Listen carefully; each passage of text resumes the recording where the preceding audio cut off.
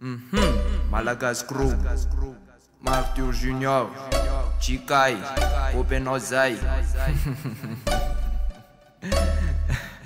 Lamdam, Jessimial, Zele Blackmal, Blackmal.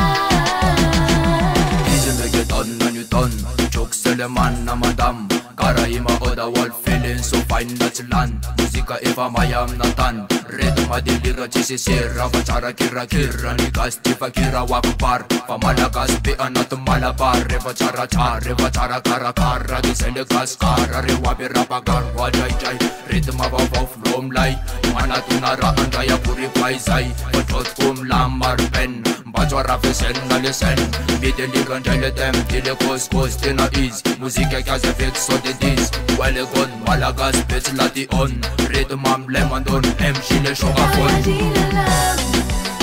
Kas mi delira ti cantrani ti fangau Apikar ni marin pana mina mexicani batana Se zombina mai itala falina Daya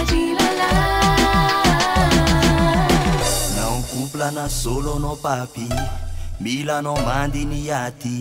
Zao efa ben senorita Tsara pika iskara gitara Atof maneno mafunsono Mitsiki note aza malaelo Tisa kanji andry fa io tero Alen'olo vadinao ifamba maelo Mila no zon fali Na kofa na kali Samby kasi mi delira Maniza no faza mamila Mila nozon fali Na kofa na kali Sami kasi mi delira Maniza no vaza mamila Kasi mi delira ti cantrani ti fangau Apikar ni marin pana mina mexicani batana Se zombina mai itala falina Daya jilala Malagas rap boost tonight Somane Malagas kara imjikai Una la Malagas crew atovum lai Martyr repeats no every day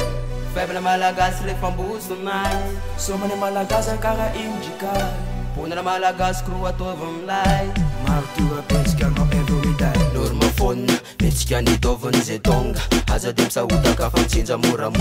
Ita mamlama mandama mafana de istaki wala fabi reggaeton tile news Mafralie ja anatonouv Peuple mi delira jab chite ud Yalim matron te fisi ma meuf bakos ti bluff Seti makafim numiru Yo marasta flora garut Song tsara raftan peuple azarumt Apisi like a rasman alazia natin draft Mafana bele farta zeti mazaka saft Inalan pikola de rimandra stun Ratsapa no fa norma de yave manatun Sipa tsara form less tena premontur Why? Daya jilala